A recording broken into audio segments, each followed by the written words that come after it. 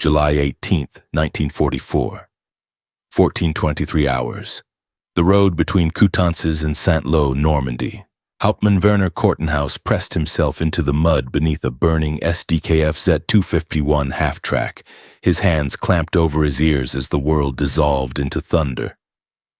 The sound had arrived before the aircraft, a deep, resonant rumble that seemed to come from everywhere at once, vibrating through the hedgerows and into his chest cavity.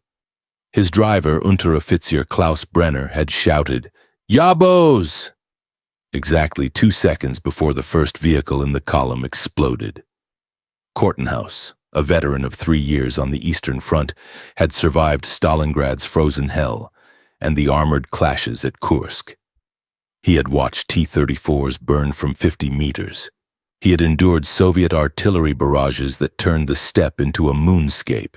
He had never experienced anything like this. Through the gap between the half-track's burning tires, he watched a massive aircraft, barrel-shaped, impossibly large for a fighter, pull out of its dive less than 50 meters above the road.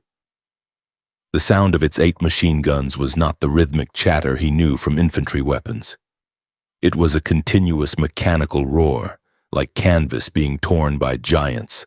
Behind it, a Kubelwagen simply ceased to exist, replaced by a fountain of metal fragments and fire that rained across the convoy. "They're coming back," Brenner screamed, his voice cracking. Kortenhaus watched 4 more of the fat American fighters wheel in the summer sky, their distinctive silhouettes, elliptical wings, massive radial engines, greenhouse canopies, black against the bright Norman afternoon. The aircraft seemed to hang motionless for a moment at the top of their climbing turn, then rolled inverted and dove. They came in pairs, staggered, each aircraft unleashing what looked like solid bars of light into the column. The mathematics of destruction were absolute. 12 vehicles, 47 men, a 6-week journey from the Eastern Front, all transformed into burning wreckage in 90 seconds. "Donnerschlag," Brenner whispered when the thunder finally faded. Thunderclap. It was the name German soldiers had given to the distinctive sound of the approaching P-47 Thunderbolt, the harbinger of death that had made daylight movement in France impossible since June. Kortenhaus would later write in his diary, his hand still trembling from the encounter. "On the Eastern Front, we feared the Sturmovik. The Russians called it flying tank, and we respected its armored belly and its rockets. But the American Jabos are something different entirely. They don't just attack, they annihilate. The sound of their guns haunts my sleep, 8 streams of fire converging into one terrible hammer.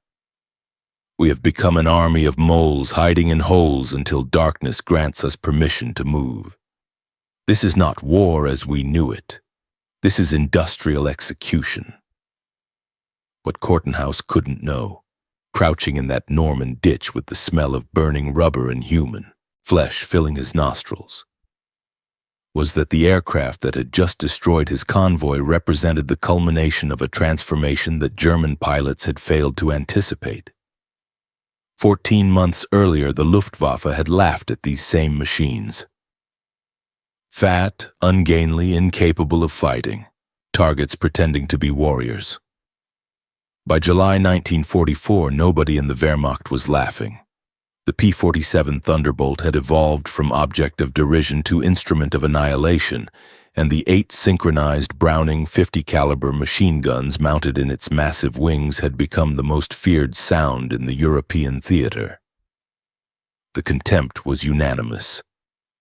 When Republic P-47 Thunderbolts first appeared over occupied Europe in April 1943, Luftwaffe pilots greeted them with something approaching amusement. These American newcomers, barely out of flight school, had arrived in aircraft that seemed designed by committee, enormous, ungainly machines that violated every principle of fighter design the Germans had refined through 4 years of continuous combat. Oberfeldwebel Heinrich Bartels of Jagdgeschwader 27, a 23-kill ace who had fought over North Africa and the Mediterranean, encountered the new American fighters on May 4, 1943, during a bomber interception near Antwerp. His combat report, recovered from German archives after the war, captured the prevailing attitude with clinical precision. The new American single-engine fighters are enormous, nearly twice the size of our Bf-109s. They climb like overloaded trucks and turn like freight trains. I positioned behind one for nearly 30 seconds before firing. He never saw me, never evaded, never attempted even basic defensive maneuvers. The Americans have sent us target practice. Recommend classification as secondary threat only. Bartels was not alone in his assessment. German intelligence reports from spring 1943 described the P-47 as an interceptor designed by committee, combining the worst characteristics of fighters and bombers while possessing the virtues of neither. The technical analysis seemed to support this damning conclusion. At 13,500 pounds combat loaded, the Thunderbolt weighed nearly twice as much as the Bf-109 G6. Its Pratt & Whitney R2800 double wasp engine, despite producing an impressive 2,000 horsepower at sea level, could only propel this mass to a climb rate of 2,200 feet per minute, inferior to every German frontline fighter by a significant margin. In horizontal maneuvers, the P-47 was hopelessly outclassed. A Focke-Wulf FW-190A could complete a 360-degree turn in approximately 19 seconds at combat speed. The Thunderbolt required 26 seconds, an eternity in aerial combat. German pilots trained in the Dicta Bulke, the tactical principles developed by the legendary World War I ace, knew that a 7-second advantage in turn time was the difference between hunter and hunted. Against Messerschmitt Bf-109s, the disparity was even more pronounced. The nimble German fighters could roll faster, climb faster, and outturn the American machines at virtually every altitude and airspeed combination. The nicknames multiplied throughout the Jagdgeschwader. German pilots called them Indianer, fat targets pretending to be warriors. Some units referred to them as Milchflaschen, milk bottles, for their distinctive barrel-shaped fuselages. The most cutting nickname came from JG-26, the elite Abbeville boys who had been fighting since 1940. Kindersärge, children's coffins. The implication was clear: only inexperienced fools would fight in such aircraft, and their deaths were inevitable. The Americans themselves had their own deprecating terms. Pilots called the P-47 Jug for its milk bottle shape, 7-ton milk bottle for its unprecedented weight, and less charitably, the Flying Brick and Cast Iron Beast. Ground crews joked that the best way to escape from a Thunderbolt was to put it in a dive and let it bury itself. Even within the USAF, doubts persisted at the highest levels. Major General William Kepner, commanding the 8th Fighter Command, privately questioned whether the Thunderbolt could ever compete with the nimble German fighters his crews were encountering daily. He requisitioned every P-51 Mustang he could get his hands on, viewing them as the real answer to the Luftwaffe threat. The early combat records seemed to validate every criticism. In their first month of operations, Thunderbolt units lost 17 aircraft while claiming only 8 confirmed German kills, a ratio that spelled disaster in a war of attrition. The 56th Fighter Group, which would eventually become the highest-scoring American fighter unit in the European theater of operations, suffered particularly in these initial encounters. Major Hubert Hub Zemke, commanding the 56th, watched his green pilots struggle against veteran Luftwaffe aces who had been fighting continuously since the invasion of Poland in 1939. "We were children playing against professionals," Zemke later recalled in a post-war interview. The Germans had 4 years of combat experience.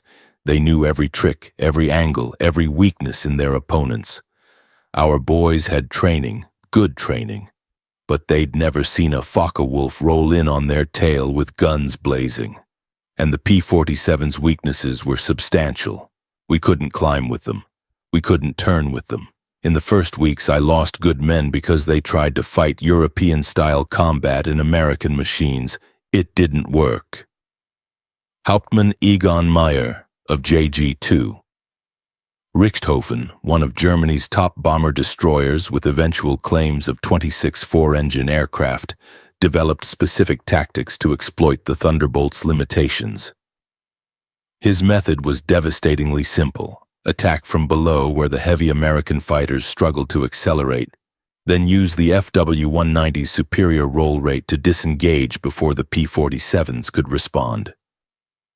The maneuver required precision timing and extensive experience, but Meyer had both. His combat diary from May 1943 recorded his confidence with professional satisfaction. The Americans have made a fundamental error in fighter design. They have built an aircraft for high altitude that cannot fight at any altitude. Their pilots are brave but tactically naive. They fly in rigid formations that make them predictable targets. We kill them 2 or 3 per mission and lose no one. This cannot last forever, but while it does, we feast on their inexperience. What Meyer and his contemporaries failed to perceive, what German intelligence consistently missed in their meticulous technical assessments, was that the Thunderbolt's apparent weaknesses concealed capabilities that would fundamentally alter the air war over Europe. The Republic engineers who created this flying brick had not made an error in judgment. They had made a deliberate choice, one that prioritized characteristics the Germans had never considered relevant to fighter design. Within 18 months, that choice would break the Luftwaffe's back. The first signs of trouble emerged not in the air but on the ground. German mechanics examining the wreckage of downed P-47s began submitting puzzled reports to their intelligence officers, reports that didn't match the narrative of American inferiority. Feldwebel Otto Grunewald, an aircraft recovery specialist attached to JG-26's technical section, documented his findings in a June 1943 technical assessment that would eventually reach Luftwaffe High Command. Aircraft recovered near Abbeville on 30 June showed 11 20mm cannon strikes and approximately 47 7.92mm bullet impacts distributed across fuselage, wing roots, and engine nacelle. Despite this damage, which would have destroyed any German fighter type twice over, the aircraft remained controllable until ground impact. The pilot survived with minor injuries and was taken prisoner. Examination of wreckage reveals armored cockpit floor, thickness estimated 12 mm, self-sealing fuel tanks with 2-layer bladder construction, armored oil cooler housing, and structural redundancy throughout load-bearing members.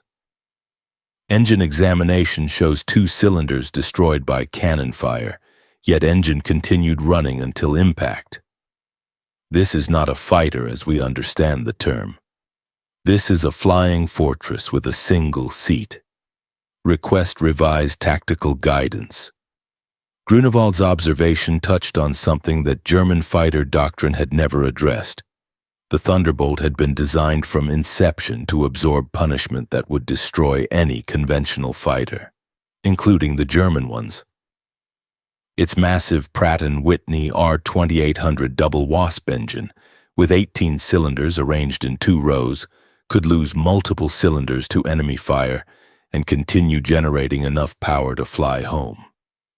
Unlike the liquid-cooled Daimler-Benz engines in German fighters, there was no vulnerable coolant system. A single bullet through a Bf-109's glycol line meant certain engine failure within minutes, forcing the pilot to bail out or crash. A Thunderbolt's R2800 could take cannon fire through multiple cylinder banks and keep running, trailing smoke but still flying. The armor protection was equally unprecedented. The pilot sat behind a 67-pound plate of hardened steel, backed by a half-inch bulletproof glass panel. The forward fuel tank was surrounded by self-sealing material. The oil cooler, typically a fighter's most vulnerable component, was protected by deflector plates. The total armor weight approached 300 pounds, more than a third of the empty weight of some light fighters. German 792mm machine gun fire, effective against Spitfires and Hurricanes, simply bounced off the Thunderbolt's critical components. Even 20mm cannon shells, while they could cause damage, often failed to reach vital systems. June 26, 1943 provided the demonstration that would begin changing German perceptions permanently. Second Lieutenant Robert S. Johnson of the 61st Fighter Squadron, 56th Fighter Group, was returning from an escort mission over France when his formation was bounced by 16 Focke-Wulf 190s from JG-26. The Germans had altitude advantage and surprise, the perfect combination for a successful attack.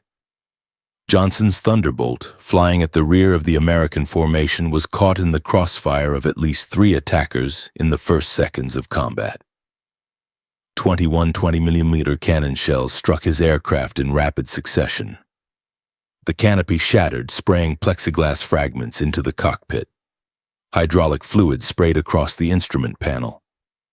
Fire erupted behind the gauges. Johnson, wounded in the nose and left leg by shrapnel and bullet fragments, tried to bail out, but discovered the canopy mechanism was jammed.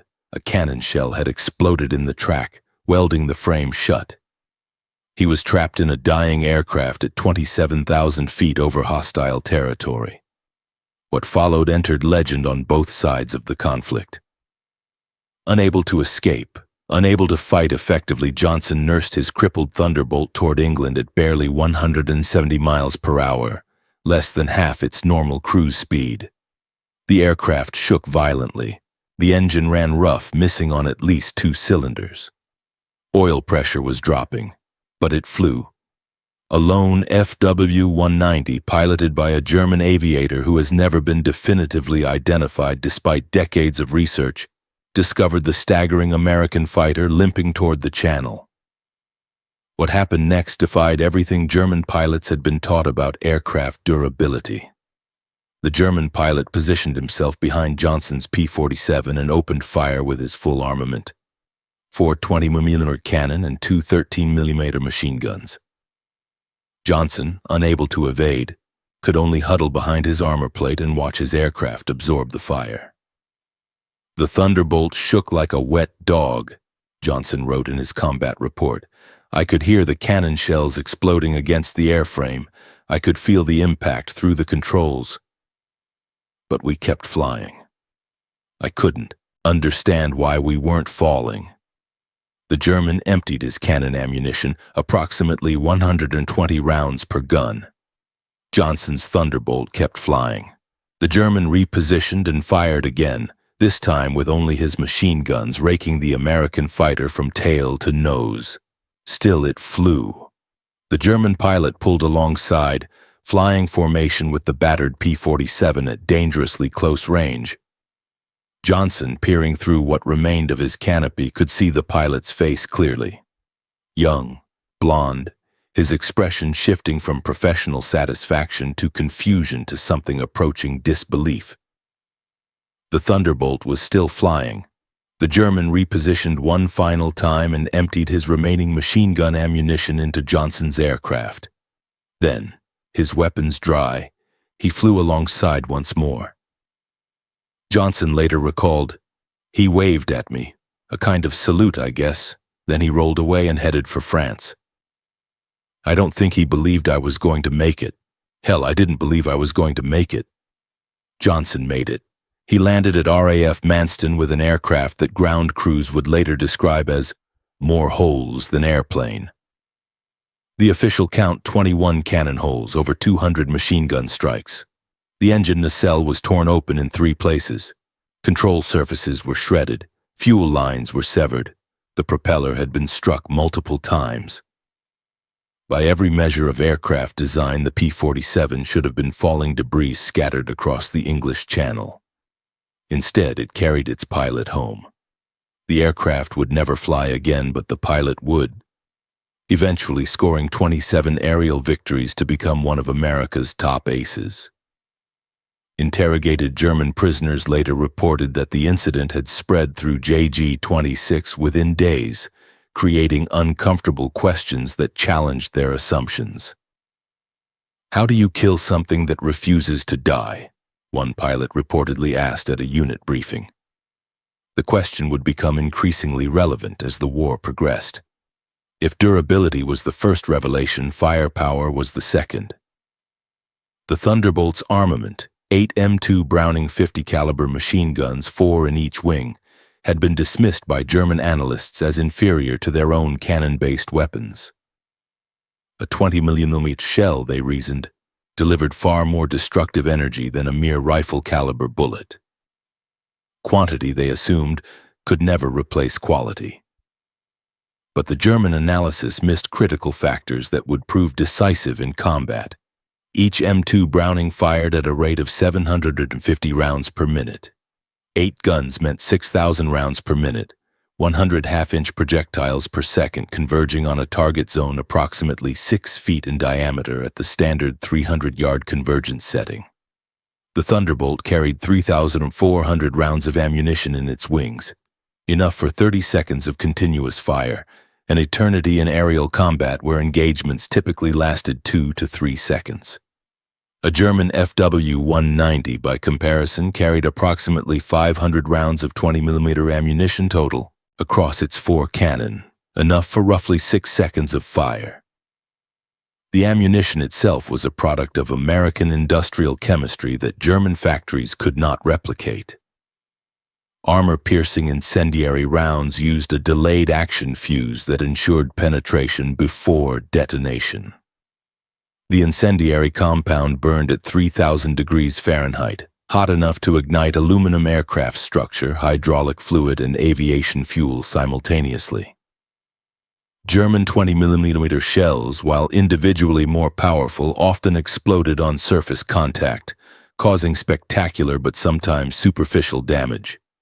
The American 50 caliber rounds punched through the skin, then ignited from within, often with catastrophic results for the target aircraft. Hauptmann Hugo Dahmer of JG-3 Udette experienced this firepower firsthand on August 17, 1943, during the Schweinfurt-Regensburg mission, the deepest American penetration into Germany to that date. His staffel of Bf-109 G6s was positioning to attack the B-17 formations when P-47s from the 56th Fighter Group dove from 32,000 feet with altitude and speed advantages that German tactics had always exploited. This time, they were on the receiving end. "I saw the tracer streams before I heard the guns," Dahmer recorded in his combat diary that evening. Solid lines of fire like searchlights made of bullets converging from multiple angles. Feldwebel-Kreipe's aircraft took what could not have been more than a 1-second burst. I saw pieces flying off, cowling, canopy fragments, control surfaces. Then the entire tail section separated from the fuselage as if cut with shears. The fuselage tumbled away like a broken toy, trailing smoke and fuel. There was no fire. The aircraft simply ceased to exist as a coherent structure. Kreipe had no chance to bail out. He was probably dead before he knew he had been hit. I have never seen destruction so complete, so instantaneous. These guns are not machine guns as we understand them. They are flying artillery. Lieutenant Colonel Francis Gabby Gabreski, who would become the leading American ace in Europe with 28 aerial victories, described the effect from the shooter's perspective. "When you hit them with all 8, they don't just go down, they explode." I saw a 109 literally cut in half, the tail falling one way, the nose and wings another. The pilot never knew what hit him. The whole engagement lasted maybe 2 seconds. It wasn't really combat, it was execution. By September 1943, Luftwaffe intelligence was revising its assessments upward. The P-47 was no longer classified as a minimal threat. The new evaluation noted, significant threat above 25,000 feet, extreme structural strength, firepower increasingly problematic, pilots showing improved tactics. Recommend engagement only with numerical advantage of at least 2.1. January 1944 brought a new variant that would complete the transformation from laughingstock to nightmare. The P-47 D-22 featured a Hamilton standard hydromatic propeller with eye paddle blades. 13 feet in diameter with broad-chord airfoils that bit into the air like massive oars. The improvement in performance was immediate and dramatic. Climb rate increased from 2,200 to 3,000 feet per minute at sea level. Acceleration improved throughout the flight envelope. Most critically, the Thunderbolt could now pursue German fighters into climbing escapes, eliminating one of their primary disengagement tactics. Hauptmann Heinrich Knock of JG-11, a veteran with over 200 combat missions against American bombers, encountered the new variants in February 1944 during an interception near Hanover. His combat diary recorded the unwelcome surprise. "The fat American fighters have learned to climb. We bounced a formation near Hanover, expecting our usual advantage, hit them hard from above, then climb away before they could react. They turned into us and climbed with us. When we tried to disengage vertically, as we always have, they followed us up to 30,000 feet. Schmidt was caught at the top of his climb, airspeed bled away and blown apart by 8 guns at 200 meters. Nothing left but smoke and fragments. These are not the same machines we laughed at last year." The paddle blade propeller changed more than performance. It changed the sound. The blade tips, reaching supersonic speeds during high-power operations, created a distinctive thundering roar audible from miles away. German ground troops learned to identify approaching Thunderbolts by sound alone, a deep, resonant rumble that meant death from above. They called it Donnerschlag, thunderclap. The sound became synonymous with destruction. Oberleutnant Friedrich Altmann, an infantry company commander with the 352nd Infantry Division defending the Normandy coast, described the psychological impact in a letter home dated May 1944. "We have learned to fear clear skies, Liebling. When the weather is good, the jabos come. You hear them before you see them. A sound like distant thunder that grows and grows until it fills the entire world. Then the rockets scream and the heavy machine guns hammer, and men you've known for years become unrecognizable things in the mud. We dig deeper every day. We pray for clouds, for rain, for fog, anything to keep the jabos away. We have become creatures of the night, afraid of the sun. Is this what our fathers felt in 1918? The strategic implications were revolutionary. By spring 1944, the Luftwaffe was no longer the primary concern for P-47 units. The P-51 Mustang, with its superior range enabled by the Rolls-Royce Merlin engine, had assumed primary escort duties for deep penetration raids into Germany. This freed the Thunderbolts for a role that would prove even more devastating to the German war effort: ground attack. The same characteristics that had seemed like weaknesses in air-to-air combat, the massive airframe, the heavy armament, the rugged construction, proved perfectly suited for attacking ground targets. The transformation was deliberate and systematic. The P-47 D-25 variant added wing pylons capable of carrying 2 1,000-pound bombs and a 500-pound bomb under the fuselage, a total ordnance load of 2,500 pounds, exceeding many medium bombers. Later variants incorporated zero-length launch stubs for 10 5-inch high-velocity aircraft rockets, HVARs, each rocket carrying a warhead equivalent to a 105mm artillery shell. The Thunderbolt had evolved from an interceptor into a flying artillery battery with the armor protection of a tank and the speed of a fighter. D-Day, June 6, 1944, demonstrated the new reality in terms that could not be ignored or explained away. Over 500 P-47s provided air cover for the invasion, creating what German observers described as an impenetrable umbrella over the beaches. The Luftwaffe, which had once dominated the skies over Europe, could barely reach the landing zones. Oberleutnant Wolfgang Fischer of JG-2, one of only 3 German pilots confirmed to have reached the beaches that day, reported the scope of Allied air superiority in his debriefing. The sky belonged to the Americans completely. Thunderbolts were stacked from sea level to 30,000 feet in layers. Everywhere you looked, more of them. We tried to break through at dawn with everything we had. 12 fighters from our Gruppe, experienced pilots, good aircraft. I was the only one to return. The P-47s were waiting at every altitude. You couldn't climb over them. They had top cover at 35,000 feet, couldn't dive under them. They had aircraft at treetop level. Their coordination was perfect. When one flight engaged, another was already positioning behind you. Their guns turned our fighters into aluminum rain. I escaped only because 2 Thunderbolts collided trying to follow me through a cloud bank.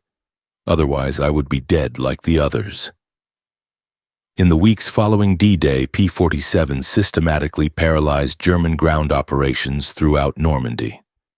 The 9th Air Force alone, primarily equipped with Thunderbolts, flew 7,500 combat sorties in June 1944. The statistics of destruction were staggering. 651 locomotives destroyed, 3,247 trucks, 512 tanks and armored vehicles, 4,153 horse-drawn vehicles. The Wehrmacht, which had conquered Europe using combined arms mobility and rapid maneuver, found itself unable to move forces or supplies during daylight hours. Strategic reserves could not reach the front. Ammunition and fuel convoys were annihilated before they could deliver their cargoes. Reinforcement columns were systematically destroyed on the approach roads.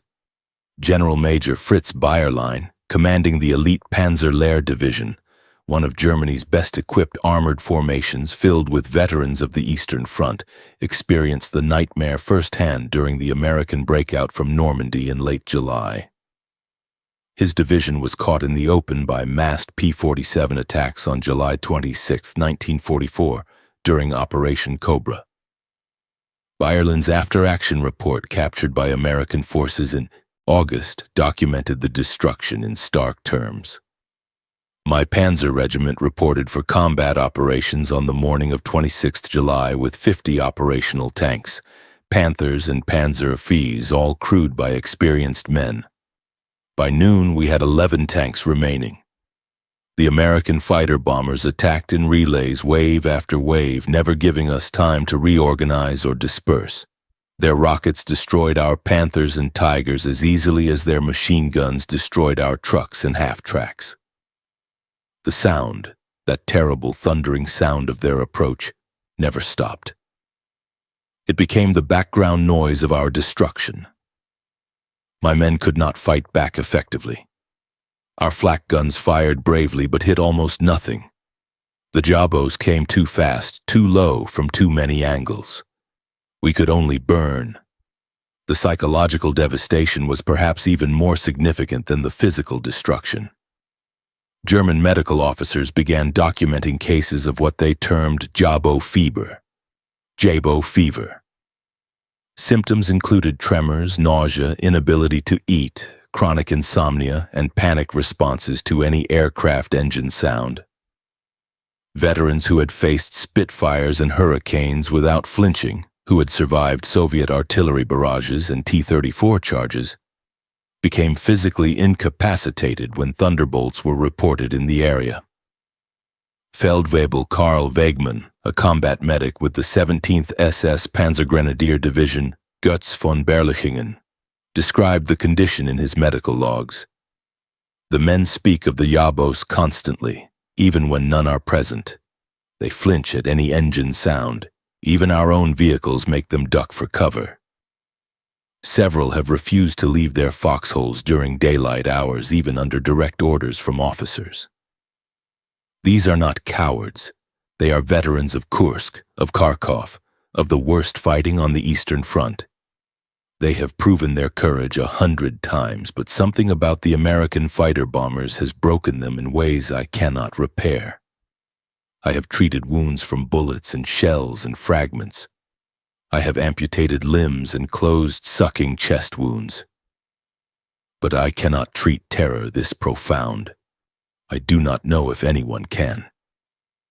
The sound became inescapable, the distinctive thunder of approaching Thunderbolts, paddle blades churning air at supersonic tips, 2,000 horsepower engines howling at full military power could be heard from 5 miles away on a quiet day. It gave warning, but warning meant nothing when there was no effective defense. The Wehrmacht flak units tried everything. They deployed thousands of 20mm and 37mm anti-aircraft guns along supply routes and at critical intersections. Against medium bombers flying predictable patterns at altitude, these weapons were reasonably effective. Against P-47 screaming in at 400 miles per hour, 50 feet above the hedgerows, changing attack angles with every pass, they were nearly useless. The Thunderbolt's armor shrugged off light anti-aircraft fire. Its speed made accurate tracking almost impossible. Its pilots had learned to use terrain for cover, popping up over hedgerows, delivering their ordnance in 2-second passes and disappearing before gunners could react. Oberst Hans von Luck, commanding the 125th Panzergrenadier Regiment of the 21st Panzer Division, documented a representative engagement in his regimental war diary. 15th July 1944, 14:30 hours. Resupply column of 12 vehicles attacked by 8 Thunderbolts near Falaise. First pass, 4 trucks destroyed, fuel trailer exploded, killing 6 men in adjacent vehicle. Second pass, personnel carriers hit, 23 casualties including company commander. Third pass, flak half-track destroyed before crew could engage, ammunition detonating for next hour. Fourth pass, remaining vehicles scattered, 3 more burning. Total engagement time, under 3 minutes. Enemy losses, none observed. Column mission, failed. We have learned to love rain, to worship clouds, to pray for the fog that keeps the jabos on the ground. Sunny days have become death sentences. By early 1945, the Luftwaffe existed largely on paper. Chronic fuel shortages grounded most aircraft. Training programs had collapsed under the weight of losses and resource constraints. Experienced pilots, the veterans who had once made the German fighter arm the most feared in the world, were dead, captured, or reassigned to ground combat units.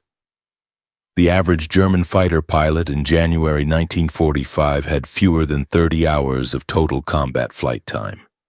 The average P-47 pilot facing him had over 200 hours. The mathematics of attrition had reached their inevitable conclusion. Feldwebel Klaus Brettschneider, one of the last German fighter pilots trained in 1945, flew exactly 1 combat mission before the war ended. His encounter with P-47s over Leipzig on April 12th lasted approximately 12 seconds. I saw them diving from above, 4 Thunderbolts in perfect finger 4 formation. Their speed was incredible. I had no time to react, no time to even complete a defensive turn. I tried to break left, but they were already there. The leader fired from perhaps 500 meters, a long burst that I could see walking toward my aircraft. Then my aircraft shook like it was hit by sledgehammers. The engine exploded, the wings separated. I barely managed to get the canopy off and bail out before the aircraft broke up completely. In the parachute, I watched them destroy my entire swarm. 6 fighters gone in under a minute. The sky rained burning aluminum and bodies. That was my combat career, 12 seconds. The final statistics of P-47 operations defied comprehension. Republic Aviation produced 15,783 Thunderbolts during the war, more than any other American fighter. At peak production in 1944, the Farmingdale plant on Long Island completed 1 Thunderbolt every hour around the clock, 7 days a week. The Evansville plant in Indiana, built from empty farmland in 1942, was producing 500 aircraft per month by late 1944. Each P-47D required 65,000 individual parts, 8 miles of electrical wiring, 2,000 pounds of aluminum, and 300 pounds of rubber. Yet American workers, many of them women who had never seen an aircraft before Pearl Harbor, assembled these complex machines with precision that exceeded peacetime standards. In Europe alone, Thunderbolts were credited with 3,752 German aircraft destroyed in aerial combat and 3,315 aircraft destroyed on the ground. In ground attack operations, P-47s destroyed 86,000 railway cars, 9,000 locomotives, 6,000 armored fighting vehicles, 68,000 trucks, and 60,000 horse-drawn vehicles. The 9th Air Force, primarily equipped with P-47s, flew 13,873 combat sorties, dropped 120,000 tons of bombs, fired 135 million rounds of 50 caliber ammunition, and launched 60,000 rockets. Thunderbolt units achieved a 4.6 to 1 kill ratio in aerial combat while maintaining the lowest loss rate of any Allied fighter-bomber. Behind these statistics lay the human cost. Approximately 28,000 Luftwaffe pilots killed in combat against Western Allied forces, many falling to the concentrated fire of American heavy machine guns. Each loss represented years of training that Germany could never replace. The Luftwaffe began the war with approximately 3,000 trained fighter pilots. By 1945, it had burned through nearly 10 times that number, and the replacements kept getting younger, less trained, less capable of surviving against American pilots who had hundreds of hours of combat experience. At the Luftwaffe interrogation center at Oberursel, captured Allied pilots were debriefed by German intelligence officers throughout the war. The records, captured intact in 1945, revealed German assessments of Allied aircraft that evolved dramatically. The file on the P-47 Thunderbolt, updated continuously as new information became available, documented the complete reversal of opinion. April 1943. Large, unmaneuverable fighter inferior to German types in all performance parameters except dive speed.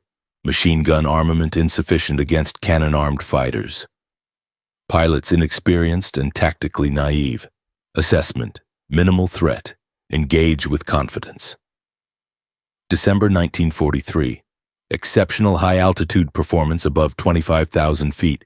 Extreme structural strength. Damage tolerance far exceeds German types. Firepower increasingly problematic. Pilots showing improved tactics and aggression. Assessment: significant threat at high altitude. Recommend engagement only with numerical advantage. June 1944. Dominant fighter bomber, superior to all German types above 20,000 feet. Firepower devastating against all target types, including armored vehicles. Structural strength makes shoot-down extremely difficult.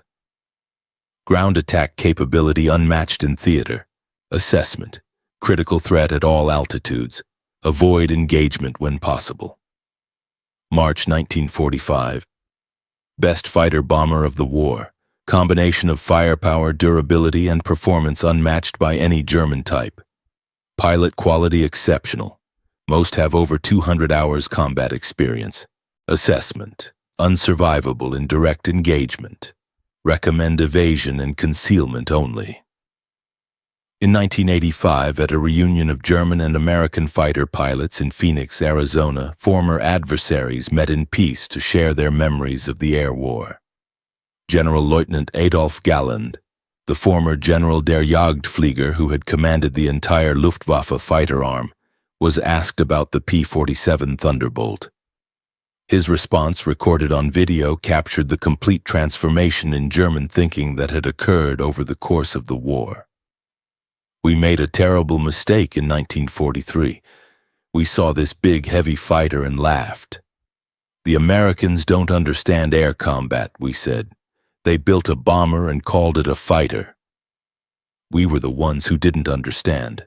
The Americans didn't try to build a European fighter. They built an American one, designed around production, firepower, and survivability rather than maneuverability and climb rate.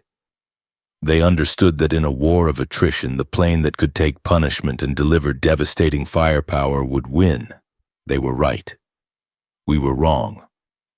The first time I flew a captured P-47 after the war, I understood everything. The power was incredible. It climbed like it was falling upward. The cockpit was comfortable, well laid out, with excellent visibility in all directions. The controls were precise and well harmonized. It was a pilot's aircraft wrapped in armor, designed by engineers who understood that their pilots needed to survive the learning curve that combat imposes. But what really impressed me was realizing that America built over 15,000 of these complex machines while simultaneously fighting a two-ocean war. Each one required an engine more complex than anything Germany ever produced. Yet they built them faster than we could build simple fighters. That's when I knew we never had a chance. Those guns, we called them Roosevelt's piano because of the sound they made when all 8 fired together. A kind of roaring chord that you could hear even inside a closed cockpit. Once you heard that sound behind you, you never forgot it. Many of my friends heard it for the last time. The P-47 didn't just defeat the Luftwaffe, it destroyed it. The Republic P-47 Thunderbolt remains the heaviest single-engine piston-powered fighter ever mass-produced. Its empty weight of 10,000 pounds exceeded the maximum gross weight of some twin-engine fighters. Its engine produced more power than entire bomber formations from the previous war. Its weapons delivered more firepower per second than a platoon of infantry with rifles. Yet it was built by the thousands, flown by young men barely out of high school, and maintained under combat conditions by mechanics who learned their trade in weeks rather than years. The transformation of German opinion from mockery to terror took less than 2 years. In that time, the flying milk bottle became the most feared aircraft in the Luftwaffe's experience.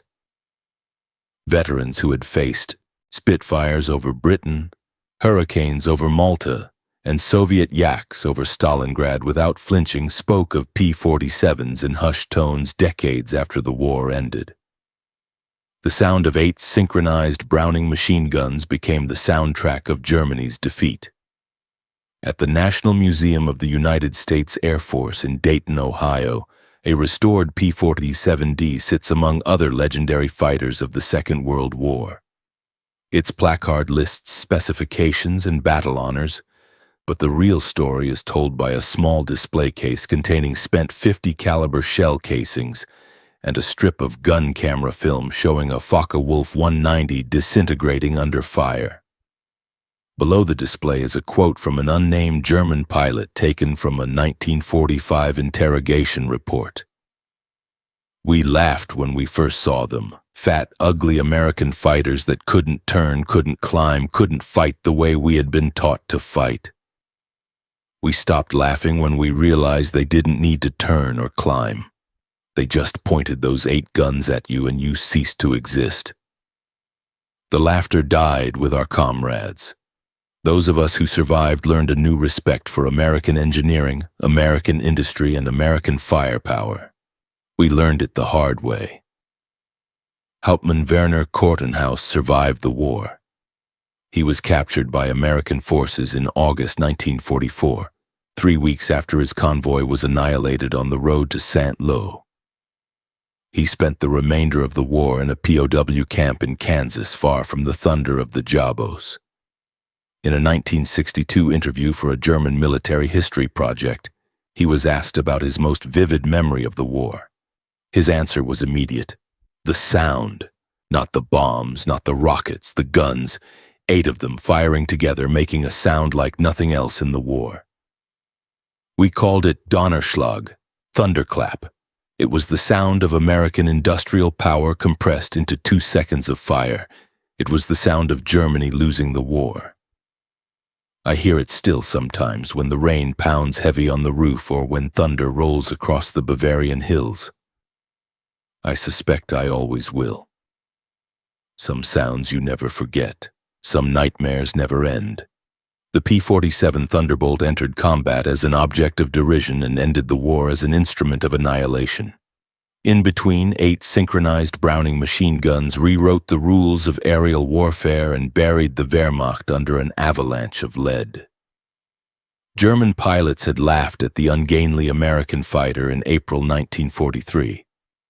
By May 1945, there were no German pilots left to laugh. The thunder had spoken. The sky belonged to America.